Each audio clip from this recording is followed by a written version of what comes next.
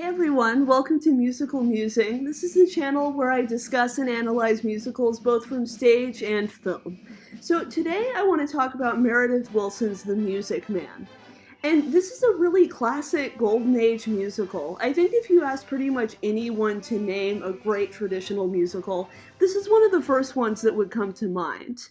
And so what I want to talk about is why has this musical stuck around so long? So many musicals from this time period have just sort of been forgotten and faded away. So what makes The Music Man unique? Ultimately, this really has to do with the way the show uses its music. Specifically, the way that songs are integrated into the plot and how they directly support the characters and their main conflicts is really original. So let's start by taking a look at the music itself. The opening number, which is Rock Island, introduces our main character, Professor Harold Hill. And he's a con man who goes from town to town promising to form boys bands and selling instruments and uniforms, despite the fact that he knows nothing about music. And in this song, the salesmen on the train are talking about Hill and his schemes, but what really makes this interesting is the orchestration of the song. Or rather, the lack of Just a minute! Never heard of any salesman, Hill. Now he doesn't know the territory. The entire number is completely a cappella. There's no instrumentation. The only sound we hear is the noise of the train. And this starts a trend that continues over and over again throughout the whole show, where songs come out of sounds and rhythms that are actually occurring in the world rather than just coming out of nowhere. For instance, when we're introduced to the other lead, Marion Peru, she's the librarian in River City, which is the small Iowa town that Harold ends up trying to con. The first two songs that she sings also come naturally out of the world, and in her case, they come from her piano student playing basic scales and exercises. I can't help my concern that the ladies of River City keep ignoring all my counsel and advice. So, in this way, many of the songs in The Music Man are partially diegetic. In other words, they're sparked by sounds that are actually happening. This continues in several other numbers. For instance, there's Pick a Little, Talk a Little, where the gossiping women in the town are compared to chickens pecking and scratching. Pick a little, talk a little, pick a little, talk a little, cheek, cheek, cheek, talk a lot, pick a little more, pick a little, talk a little, pick a little, talk. At one point, Harold forms the members of the town's school board into a barbershop quartet. Now you, sir. Ice cream. Now you, sir. Ice cream. Now you, sir. Ice cream. And several of the songs are this barbershop quartet actually singing. So this idea of having partially diegetic songs throughout the show is a really unique choice. But why does it matter, and why was that choice made? To answer this, I think we really need to back way up and take a closer look at the characters, particularly Harold and Marion. Now, like I mentioned earlier, Harold's a con man. He's a fraud who knows nothing about what he's trying to sell, and he makes a living lying to gullible people and running off with their money before they can catch on that he doesn't know anything. And he doesn't really let anyone get to know him. He uses a fake name, he never stays in one place for more than a few weeks. And this really points to his overarching conflict, which is that at the end of the day, he doesn't want to be fake.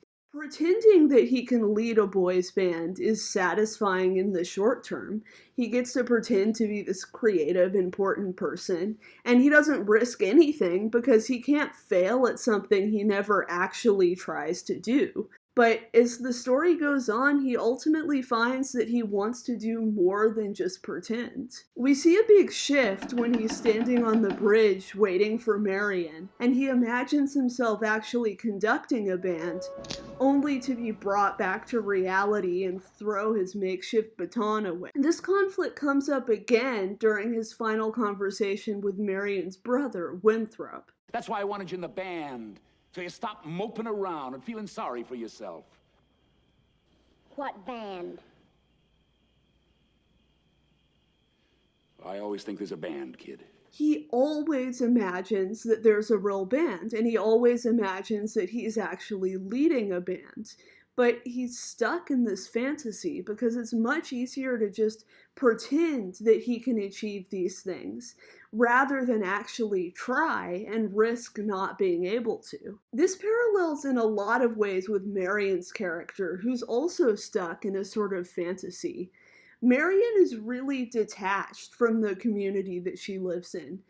She's been ostracized because of rumors going around that she had a secret relationship with a much older man in the past. This ends up not being true, but it impacts her reputation throughout the whole show. The only characters that she's really shown being close to until the end are her mother and brother. She seems to have essentially closed herself off to the idea of having any sort of relationship, whether it's romantic or otherwise. Instead, she just hides in her books and music. Much like Harold starts off with the mindset that he can only pretend to be who he really wants to be, Marion's stuck in the mindset that she'll never make a connection with anyone as special or as interesting as the people in her books and fantasies. For example, when she finally gives in and tells her mother what she's looking for in a relationship, this is the best that she can come up with. All I want is a plain man. All I want is a modest man, a quiet man, a gentle man. She thinks the best she can do is hope for someone plain and ordinary, because no one in the real world could possibly match up with the characters in her books and her imagination. But by the end of the play, both Harold and Marion come to the realization that they don't actually have to settle for just fantasizing about what they want. Their reality can be just as magical and fulfilling as their imaginations can. As they both fall in love with each other, they both kind of fill in what the other one's missing. Harold is able to repair Marion's reputation in the town. He helps her brother and her whole family. And on top of it all, he's just as interesting and charismatic as the characters in her books that she loves. Marion, on the other hand, gives Harold the support and really the confidence to actually try to achieve his goals. No, I couldn't.